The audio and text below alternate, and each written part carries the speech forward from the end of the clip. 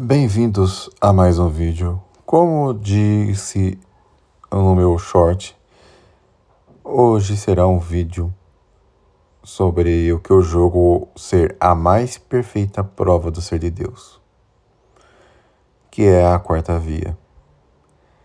Não é, digamos assim, o eixo, como é a terceira,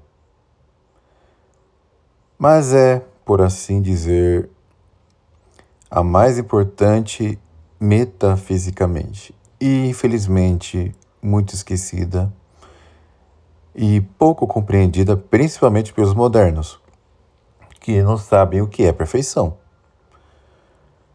É por isso que muitos ateus e ímpios até, digamos assim, fazem uma caricatura grotesca da quarta via. E para enterrar de vez essas incompreensões e também acabar com essa caricatura e mostrar que os ateus não entendem a quarta via porque são burros, tá? E porque os modernos não entendem por conta do seu subjetivismo. Aqui eu vou expor um artigo que eu escrevi há pouco mais de um ano, há alguns meses, e transcrevi para o Substack e está disponível gratuitamente, tá? Para todo mundo. Então, vamos expor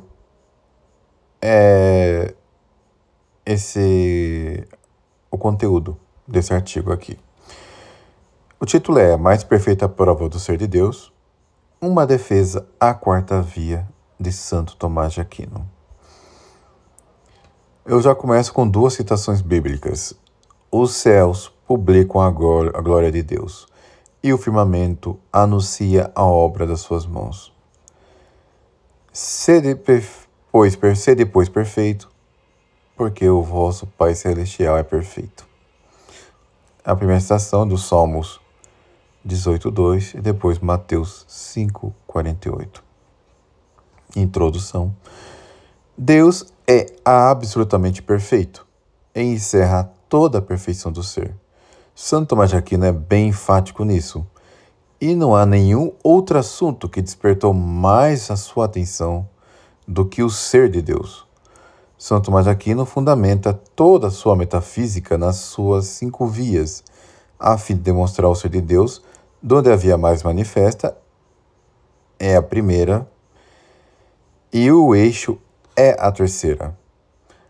Aqui tratarei, pois, de uma via que poucos tratam, a quarta, que é a via da gradação do ser. O intento deste artigo é demonstrar não necessariamente que Deus é, pois isso está, creio eu, demonstrado no artigo contra os ateus, ainda que de forma mais apologética do que filosófica, ou ainda teológica. Um escrito de uma forma mais filosófica para explicar as 5 vias é antes o projeto futuro, mas espero aqui iniciar ao menos com a quarta via. E só para lembrar, a via do movimento, como dito, indica que há um primeiro motor, que sem o qual não haveria os movimentos seguintes. É por isso que é necessário um primeiro motor imóvel para movimentar. E a terceira via indica a necessidade de um ser, do qual todos os outros dependem do ser. Isso está suficiente explicado no meu vídeo contra os agnósticos e também na minha crítica a William Craig e Alvin Plantinga, tá? Que são pseudos apologetas. São agnósticos, na verdade, mas vamos continuar. A quarta via, confesso, nunca atraiu-me muito, ainda mais com a terrível nota em português contida na edição da Suma Teológica da Loyola, Vejamos o que está escrito. Abre aspas para o Frei Josafá, que fez esse comentário terrível. O exemplo do fogo nos deixa embaraçados. Deve ser nele uma ilustração muito eficaz para os contemporâneos de São Tomás, que viu no fogo um corpo no qual se realiza o calor absoluto, mas inoperante para nós. Contudo, não se trata do argumento cuja evidente não pertinência invalide toda a argumentação, de maneira tão condensada que seu procedimento permanece obscuro. Tal raciocínio evoca o grande tema metafísico da participação que não provém de Aristóteles, mas de Platão, e que, profundamente remodelado pela introdução da causalidade eficiente e da limitação do ato pela potência, essa sim proveniente de Aristóteles, está no centro da metafísica de Santo Tomás. O calor é uma qualidade material, cujo grau de intensidade provém da quantidade. E sabemos muito bem que a série dos números pode prolongar-se indefinidamente sem que encontremos um número que seja o primeiro. Uma qualidade espiritual não resolveria o problema, pois o mais ou menos o grau de intensidade não podem ser tomados em relação a um primeiro no qual essa qualidade seria ilimitada. Toda a qualidade, estando limitada em sua perfeição ontológica, pelo fato dela ser um acidente. Mas os valores que a demonstração leva em consideração são atributos da própria essência dos seres, ou melhor dizendo, entes, assim como de seus acidentes. Ora, a própria essência exclui o mais ou menos. Vejam só, meus amigos, que nota perniciosa. É preciso, portanto, se ela for mais ou menos verdadeira, boa, bela, que seja por comparação com uma essência que seja a verdade, a bondade, a beleza. E tudo isto é infinito e absolutamente. Todos esses valores, que são recebidos nos entes que conhecemos, e por isso limitados, só podem derivar por causalidade daquele do qual constituem a essência.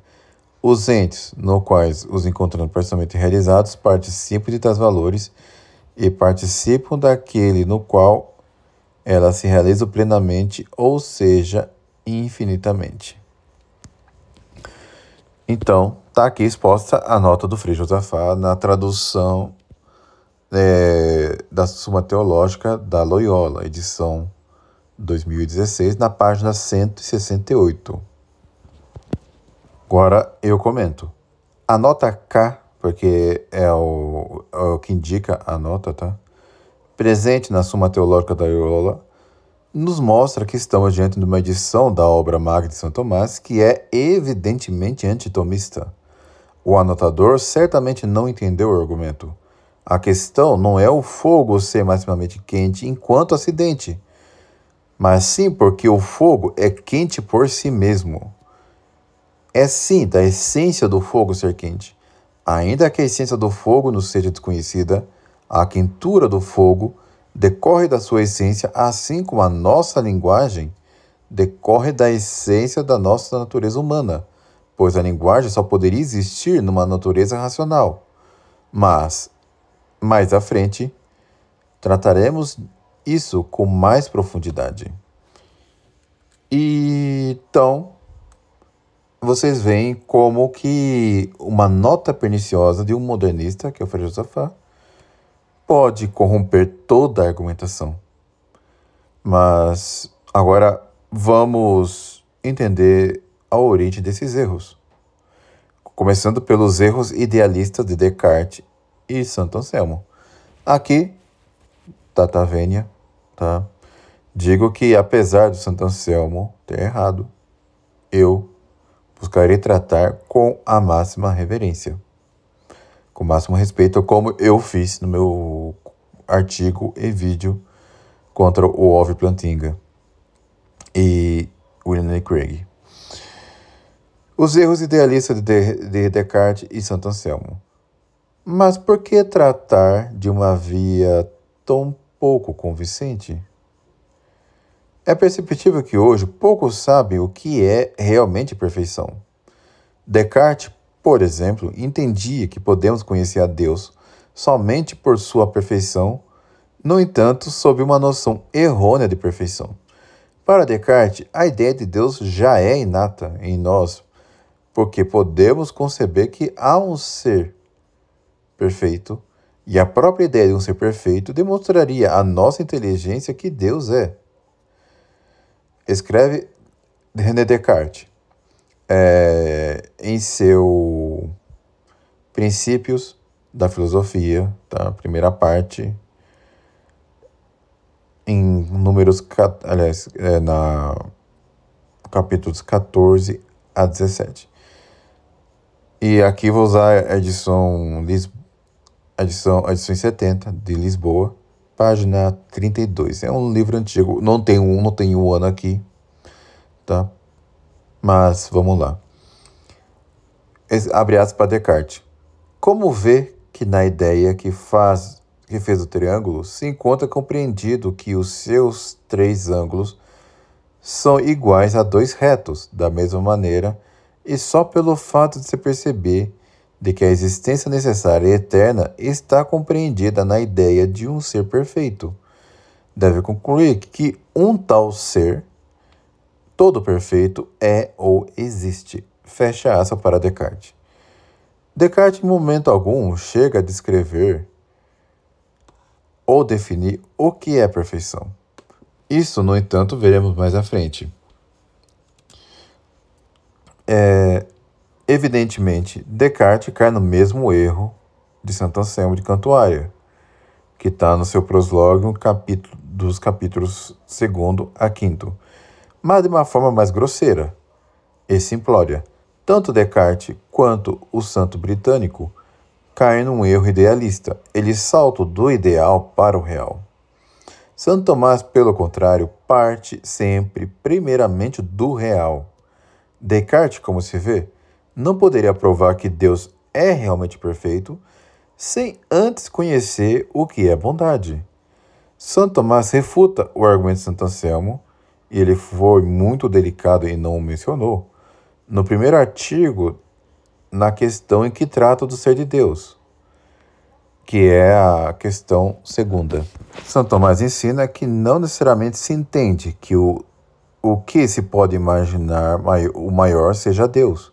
Santo Tomás destrói ainda mais o argumento de Santo Anselmo e de Descartes, por tabela, noutra Suma, a Suma contra os gentios.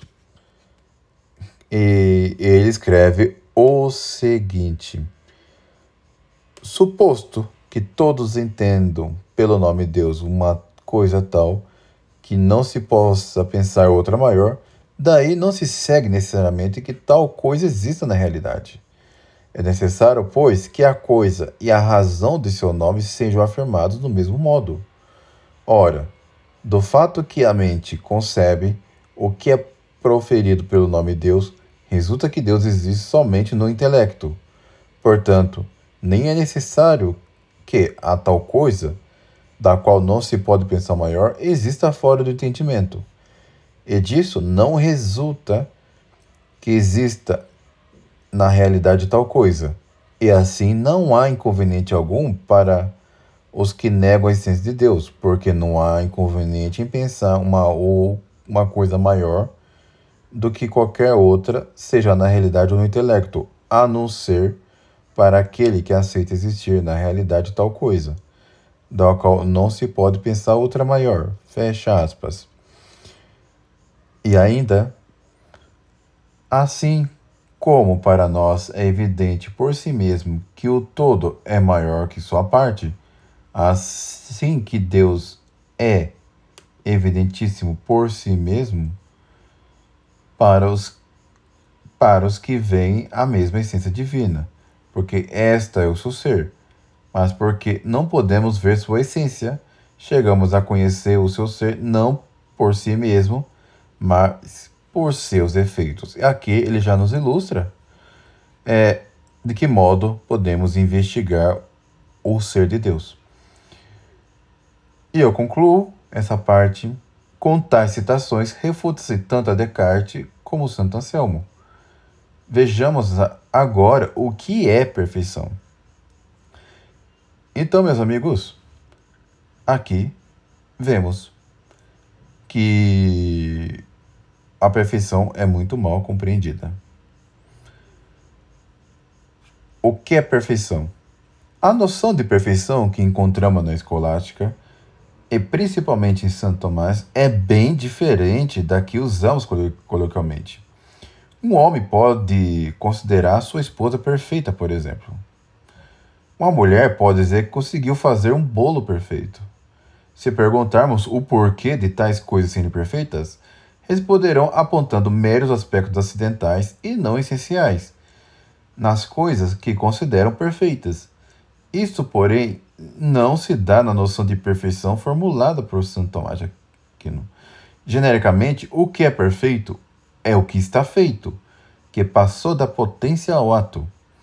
A coisa é perfeita na medida em que já passou da potência ao ato em que está atualizada. Deus, contudo, não está feito, não foi feito e jamais passou da potência ao ato, pois, como se vê na vida do momento, Deus é ato puro.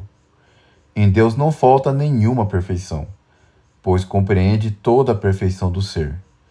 Santo Tomás ainda ensina: embora o que é e vive seja mais perfeito do que o que apenas existe, entretanto, Deus, que outra coisa não é senão o próprio ser, é ente universalmente perfeito. Como está no latim, Deus também qui non est aliud quansum esse universaliter ens perfectum. E digo universalmente perfeito aquilo a que não falta a nobreza de gênero algum. Fecha aspas. Isso está na Suma contra Gentios, livro 1, capítulo 28. E mais à frente: assim como toda nobreza e perfeição se encontra em uma coisa enquanto ela é, assim toda a deficiência se encontra naquilo enquanto de algum modo não é. Ora, Deus, assim como tem o ser de maneira plena, assim também está distante dele totalmente o não ser. Porque pelo modo pelo qual alguma coisa tem o ser, ela carece do não ser. Ora, toda imperfeição está distante de Deus. Logo, Deus é universalmente perfeito. As coisas, porém, que somente são, não são imperfeitas devido à imperfeição do ser absoluto, pois elas não possuem o ser segundo toda a sua potência, mas participam do ser de um modo particular e imperfeitíssimo. Fecha aspas. Isto está no mesmo lugar. Aqui estamos entrando no terreno metafísico e veremos que a quarta via não é convincente para muitos, não por defeito, mas por uma perfeição e profundidade inalcançável para quem não tem boa noção metafísica.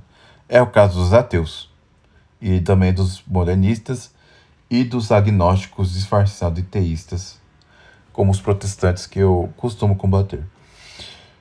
Fica assim concluído que o grau de perfeição de cada ente depende também do nível de participação do ser de Deus. Sendo Deus a causa eficiente do próprio ser de cada criatura, também deverá ser a causa de sua perfeição.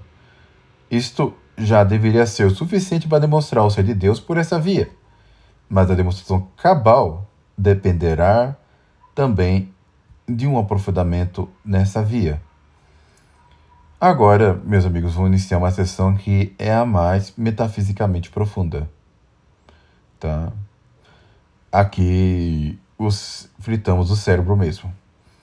A importância da distinção real entre essência e ato de ser. Podemos dizer assim, como ficou entendido acima, que a perfeição das criaturas é distinta da perfeição divina. A perfeição das criaturas distingue-se analogamente, pois, com efeito, essa perfeição é participada em graus distintos da perfeição divina, da qual é efeito. Ficou claro? Aí vemos a necessidade de uma melhor compreensão. Mas para quem conhece razoavelmente Santo Tomás de Aquino, deve estar já percebendo o que eu estou querendo dizer. Santo Tomás ensina ainda o seguinte, abre aspas para o Dr. Angélico. O ser é o que há de mais perfeito em todas as coisas, pois a todas se refere como ato. Em latim, esse perfectissimum omnium comparator n ad omnia ut actus. E ainda tem atualidade, senão, e nada tem atualidade, senão enquanto é. O ser é, portanto, a atualidade de todas as coisas, até das formas. Por conseguinte, não se refere às coisas como o recipiente ao que é recebido, e sim como o que é recebido ao recipiente. Preste atenção nessas palavras. Não se refere às coisas como o recipiente ao que é recebido, e sim o que é recebido ao recipiente. O ser é o que é recebido, tá? E o recipiente, digamos assim, é a essência. No latim, ude non comparator ad alia sicut recipiens ad receptum, sed magis sicut receptum ad recipiem. Quando digo, por exemplo, continua Santo Tomás, o ser do homem, ou do cavalo, ou de qualquer outro, considera-se o ser como um princípio formal, e como que é recebido, não como algo que competiria a ser. Fecha aspas. Isso está na Suma Teológica, questão 4, artigo 1, resposta à terceira objeção. Resumidamente, o ente criado, cuja perfeição é causada por Deus, possui ser o qual necessariamente distingue-se realmente da essência. Vejam bem, o ser é realmente distinto da essência nas criaturas, no ente criado, não em Deus. Podemos dizer que o ser se distingue realmente da essência como o ato se distingue da potência. Podemos demonstrar a partir do que Santo Tomás ensina noutro lugar. Abre aspas, mas é necessário, ademais, que a essência de Deus não seja algo distinto do seu ser mesmo. Em tudo aquilo em que a essência e o ser se distinguem, é necessário que isto é, e aquilo que pelo que é algo, porque de qualquer coisa é por seu ser que se diz que é, enquanto por sua essência se diz o que é. Daí que a definição que significa a essência demonstre o que a coisa é. Em Deus, porém, não há, por um lado, que é, e por outro, pelo que é, pois nele não há composição, como se demonstrou. Logo, em outro capítulo. Logo, nele, a sua essência não é isto e seu ser é aquilo. Então, veja que mesmo em anjos, que são criaturas espirituais, existe composição de essência e ser, e ato de ser. Em Deus não há essa composição. No homem a composição é maior ainda, porque a forma é uma coisa, a essência é outra coisa, e o ato de ser é uma outra coisa. Enquanto que nos anjos, a forma e a essência são a mesma coisa, mas não o ato de ser. Entendeu? E fora também que no homem ainda há composição de forma substancial e matéria. Tem mais essa ainda. Mas nas criaturas espirituais não há essa composição de forma e matéria. E a matéria e a essência se identificam. Por que se identificam? Porque não tem matéria. Entenderam?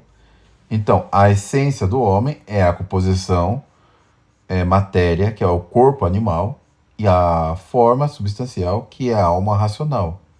Essa composição constitui a essência do homem. Então, temos aí algo meio que tripartido. enquanto que nos anjos não há. Agora, em Deus, a coisa é mais simples ainda. Em Deus não existe matéria, e a forma, a essência e o ato de ser são tudo a mesma coisa. Tá? Mas vamos continuar.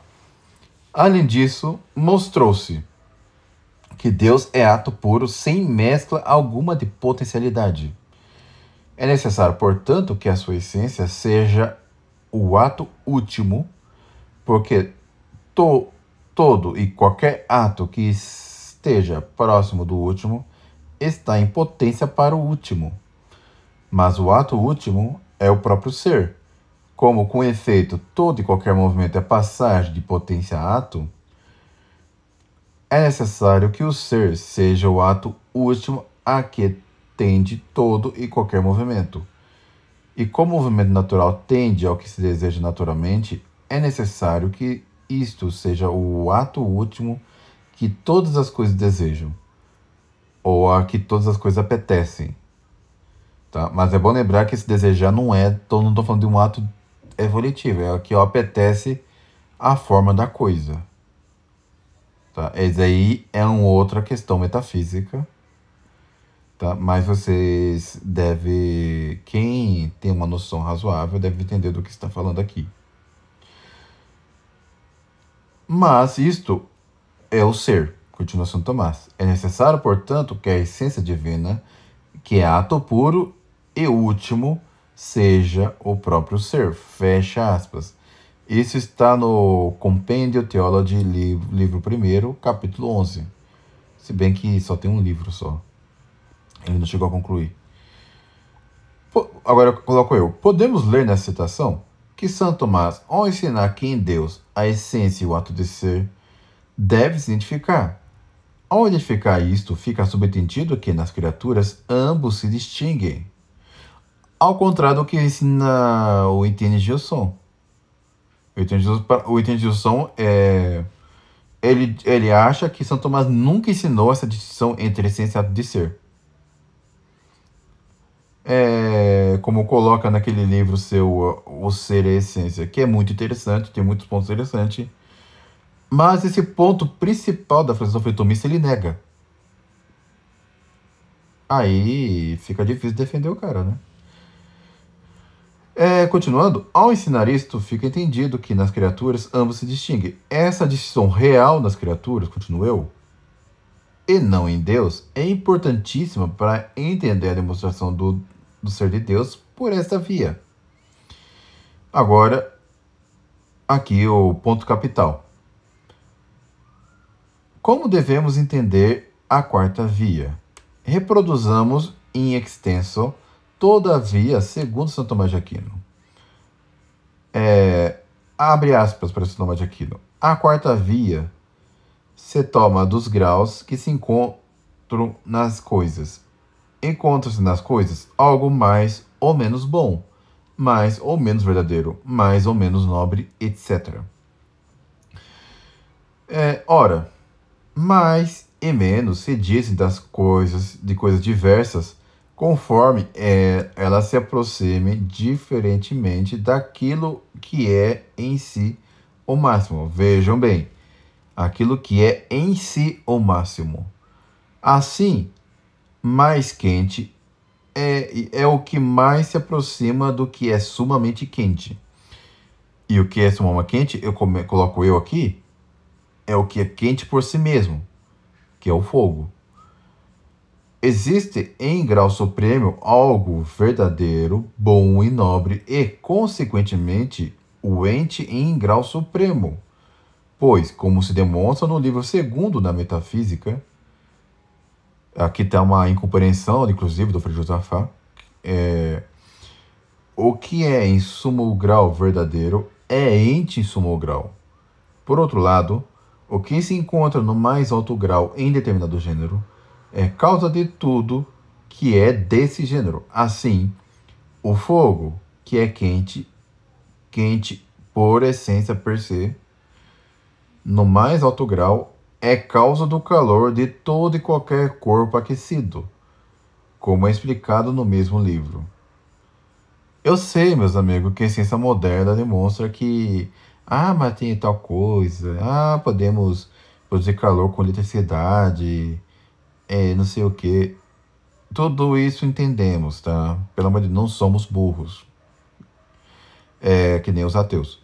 O negócio é o seguinte, o negócio é que o fogo é quente por si mesmo, tá? Não depende de outra coisa. O ponto é isso, é esse. É claro que ele depende para ser acendido. E do combustível, etc. Eu tô falando que, em essência, o fogo é quente, ponto. Tá? É essa a questão. Para entender a analogia. E toda analogia depende de uma comparação por semelhança e dessemelhança. Então, toda analogia vai ser imperfeita. Entenderam? O ponto que eu quero chegar não é que o fogo é a coisa mais quente do mundo, do universo, etc. Não. O ponto é que o fogo é quente por essência e o fogo possui um ato que as coisas frias não têm e que acabam sendo esquentadas pelo fogo. É como coloquei no meu vídeo contra os agnósticos ao tratar daquele ponto do padre Calderon. Tá? Que ele coloca aqui, o fogo é quente por essência. Então o fogo contém um ato que as outras coisas não têm. Mas vamos continuar aqui. Então, existe então algo que é, para todos os outros entes, causa de ser, de bondade e de toda perfeição, e nós chamamos Deus. Ergo est liquid quod omnibus entibus esta causa est et bonitatis et equilibrit perfectione et hoc ditimus Deum. Então, vocês já vão entender o que eu quero dizer com isso, tá? Agora vamos à explicação contida na Suma contra os Gentios. E vemos que o que se ensina aqui não é diferente do que se ensina na Suma Teológica. Tudo bem? Entretanto, na Suma contra os Gentios. Entretanto, pode-se colher outra razão das mesmas palavras de Aristóteles. Novamente, Aristóteles sendo citado aqui. Ele demonstra que aquelas coisas que são verdadeiras em grau sumo são também entes em grau sumo. Ora, na mesma obra, é a mesma, tá? Colocada ali. É o livro da Metafísica, segundo livro Metafísica, 993b, 28 a 31. Demonstra que há algo verdadeiro em grau sumo, pelo fato de que, entre duas coisas falsas, vemos que uma é mais falsa que a outra. É assim necessário que uma seja mais verdadeira que outra. E isto por aproximação ao que é simplesmente em sumo grau verdadeiro. De tudo isso se pode concluir, enfim, que existe aquilo que é ente em sumo grau. E a isso chamamos Deus. Aqui entramos na questão dos análogos supremos dos transcendentais. Tá? Todo ente, ele é verdadeiro em algum grau. Agora vamos colocar aqui. Agora sou eu escrevendo. A parte em que diz que há graus, até mesmo de verdade, aquelas coisas que são verdadeiras em grau sumo, etc., parece confusa. No entanto, há os transcendentais do ente, vejam só. Os transcendentais do ente são também chamados de análogos supremos. Os análogos supremos são chamados assim pois se dizem universalmente de todos os entes segundo certa semelhança e também de semelhança. Todo ente é ente, coisa, uno, algo bom e verdadeiro. Deus é ente, uno, bom, algo verdadeiro em grau sumo, em grau máximo. De Santo Tomás, pelo nome verdadeiro se expressa a conveniência do ente com o intelecto. Com efeito, todo conhecimento se cumpre por assimilação do cognoscente à coisa conhecida, de maneira que a essa assimilação se chama causa do conhecimento. assim como a visão conhece a cor pelo fato de ser informada pela espécie cor. Fecha aspas. Isso está no Questione disputate de veritate, questão disputada sobre a verdade. A comparação com a cor é interessante, apesar de estarmos aqui lendo Santo Tomás na sua juventude. Sabemos que a verdade é a adequação entre a coisa e o intelecto, veritas est adequatio rei et intellectus, que está na Suma Teológica, prima parte, questão 16, artigo 1. Assim como o bom é objeto do apetite, ensina Santo Tomás, no mesmo lugar, que o verdadeiro é objeto do intelecto. E apetite que eu digo é apetite volitivo, tá? Da vontade.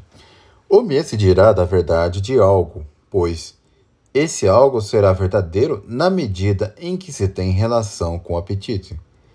Numa analogia com os artefatos, um artefato é mais verdadeiro na medida que se assemelha mais com a intenção do artífice. Assim também, abre aspas, as coisas naturais são verdadeiras na medida que se assemelham às representações que estão na mente divina.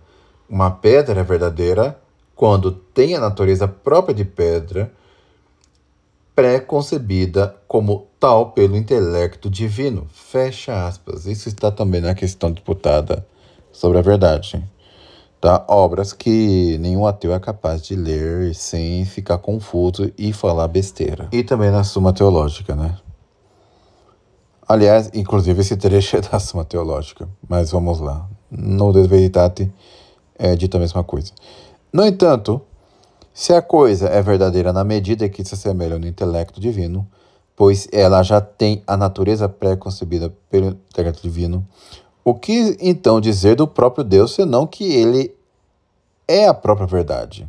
Assim ensina o Dr. Angélico, abre aspas, como foi dito, a verdade se encontra no intelecto segundo apreende uma coisa tal qual é, e encontra-se na coisa segundo tem o ser, que pode se conformar ao intelecto.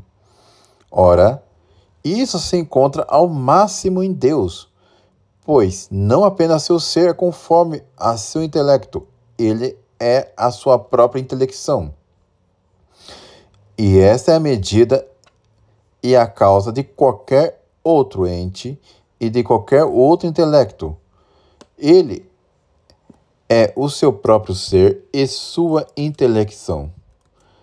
Segue-se que não somente a verdade está nele, mas que ele próprio é a suprema e primeira verdade. O de sequitur quod non solum in ipso sit veritas sed quod ipsi sit ipsa summa et prima veritas. Fecha aspas. Que coisa maravilhosa. Aqui chegamos ao seguinte corolário. Deus, por ser a própria verdade, é a causa eficiente de tudo aquilo que é verdadeiro. Chegamos, pois, ao ponto que nos ajudará a entender que a analogia que o Frei Josafá não compreendeu. Santo Tomás escreve na quarta via que, abre aspas, o mais quente é o que mais se aproxima do que é sumamente quente.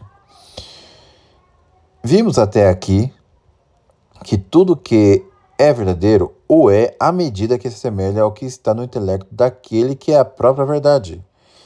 Deus é o ipsum esse subsistens, é o próprio ser subsistente por si mesmo, o qual é necessário a todos os contingentes. Deus assim comunica o ser a todos os entes causados por ele, e que participaram do seu ser em diversos graus, e são bons e verdadeiros também em graus diversos. Os entes, segundo São Tomás, são semelhantes a Deus, abre aspas, segundo alguma analogia, assim como o ser é comum a tudo. É dessa maneira que os efeitos de Deus, enquanto são entes, lhes são semelhantes como ao primeiro e universal princípio de todo ser, fecha aspas. Essa passagem está na Suma Teológica, questão primeira parte, questão 4, artigo 6. Voltemos à analogia do fogo. Para esclarecer, basta o que eu escrevi no artigo contra os ateus. Agora, abre aspas para mim mesmo em outro artigo. Imaginemos uma sala com objetos metálicos com uma fogueira no centro. Essas peças estarão quentes em diversos graus de acordo com a proximidade do fogo. O fogo nessa sala é a causa dos diversos graus de calor presentes nesses objetos. Fecha aspas. O que faltou colocar na explicação brevíssima é que o fogo, ao contrário dos objetos da sala, é quente por si mesmo e não possui o calor causado. Assim, o fogo é quente por si mesmo e é nisso que se entende maximamente quente, pois o seu calor não depende do calor de outro. E outros têm o seu calor causado. Assim também Deus, compreendendo em si mesmo todas as perfeições possíveis do ser, é a causa de todas as perfeições dos entes, com o ser participado no YS subsistens. Então, meus amigos, é basicamente isso. Agora, entenderam por que muitos ateus não compreendem essa explicação e também esses falsos apologetas, como Craig e Plantinga, não entendem também? É justamente porque, para compreender essa via, é necessário todas essas distinções que coloquei aqui. E não entendam, meus amigos, que... e o caipirismo metodológico que você falou no outro vídeo continua valendo, porque qualquer pessoa simples, com honestidade intelectual, sabe que toda a bondade que presente nas coisas, todas as perfeições presentes nas coisas, devem ser causadas por Deus. Eles entendem isso, mas não são capazes de colocar em termos filosóficos, como colocado aqui. Agora, se a pessoa é desonesta intelectualmente consigo mesma, é de assuntos 500. Então vamos às conclusões. Toda essa exposição serve para mostrar que a quarta via é a mais perfeita de todas, sendo mais metafísica que a própria terceira via, pois é como que um desenvolvimento dela. Ela também confirma todas as outras vias, pois sendo Deus perfeitíssimo, compreendendo toda a perfeição do ser, deve ser necessariamente ato puro, como mostra a primeira via. Sendo Deus a causa também de todas as perfeições doentes, também é a causa primeira de todos os entes causados, pois o próprio ser doente é a sua principal perfeição. Também confirma que é o próprio ser subsistente por si mesmo e necessário, pois sendo os entes criados contingentes, com o ser participado, as suas perfeições também são participadas. E como já fora dito, como o bem tende ao apetite e a verdade tende ao intelecto. Ora, tudo o que é verdadeiro tende ao seu princípio, e o que é o mesmo intelecto do qual foi causa.